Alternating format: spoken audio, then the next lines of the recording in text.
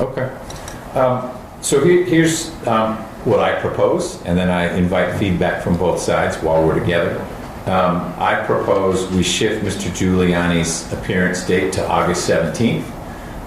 He'll need to be here in person.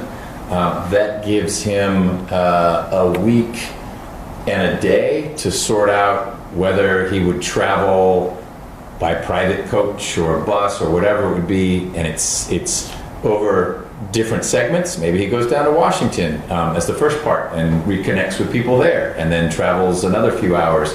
I don't mean to prescribe it, but I'm picking that later date because I certainly want to give Mr. Giuliani, his legal team, and the medical professionals an opportunity to weigh in on this. I am not all-knowing about his health condition, and it may well be that Dr. Nagbart is willing to provide something with a bit more detail, more than one line, explaining, and if it needs to be under seal, Mr. Thomas, easy to have it be under seal, explaining why a gradual journey south from New York to here, arriving in time to appear on the 17th, is inconsistent with his healthcare situation. And if a doctor says it's inconsistent with his healthcare situation, we're going to change the date.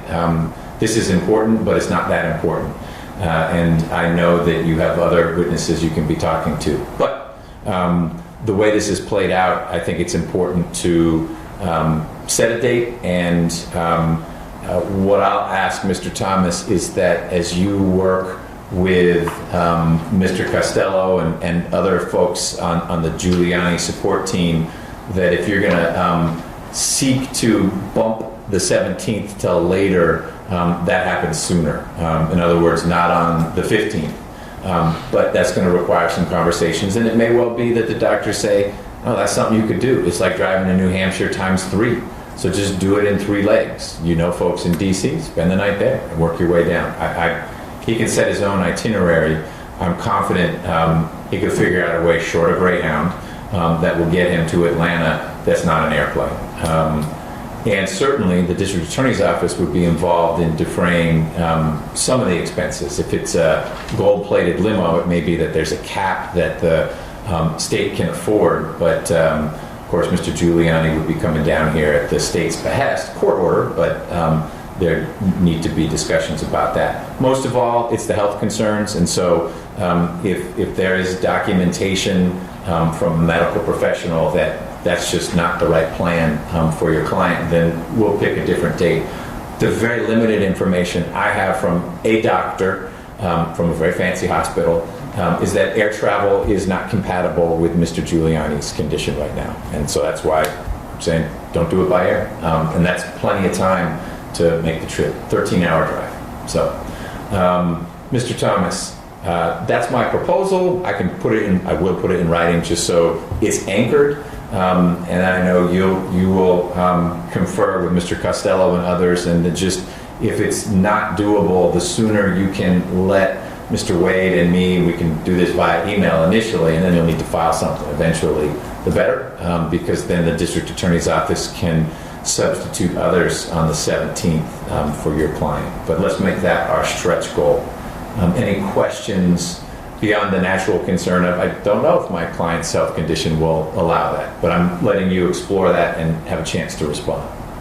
I think I understand the court's order. I do have an ancillary request, and the court may say deal with that somewhere else, or not.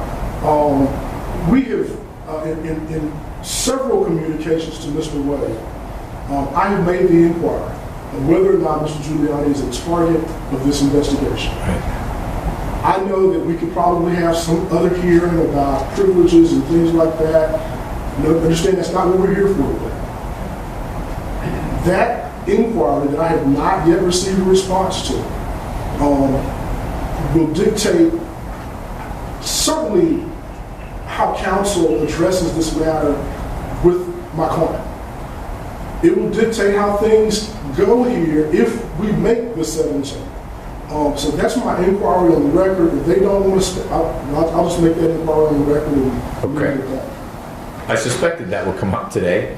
Fair inquiry. I'm not going to require the state to respond in this setting, but I would implore it's not an order, that the state at least address that with counsel for Mr. Giuliani before he gets here. Let's assume for a minute the 17th works out. You can't get a doctor's note for that. And so he'll be here. You know full well, Mr. Wade, from other witnesses we've dealt with, depending on your answer to that question, the time in front of the grand jury gets smaller or larger. There are fewer things you can ask, there are fewer things that get said, etc. And I think it would help Mr. Giuliani's legal team be more prepared for the inevitable discussion that you and Mr. Wooten, Mr. Wakeford, Mr. Thomas, and I will have about whatever designation your office applies to Mr. Giuliani, what impact that has on the extent of his time in front of the grand jury. So this isn't the time to do it, as Mr. Thomas noted. I think it's important that he did flag that again. I saw it in some of the correspondence. And so just address it as you will, just know, and you've now bumped into this, if it's something that you tell Mr. Thomas on the 17th, as Mr. Giuliani's about to walk in that grand jury room, you know what's going to happen. There'll be a big timeout, and we'll have to have a meeting in there, etc. So I'm confident you'll manage it, one of you will, but don't leave them hanging on that front. Yes, sir. Okay.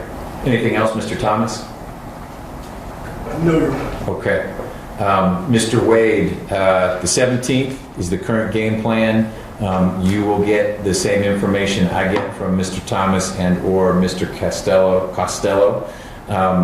And again, Mr. Thomas, if there are things that need to be shared under seal because of the health information, not a problem. They'll stay under seal. But let's plan for now on the 17th and just keep the channels of communication open.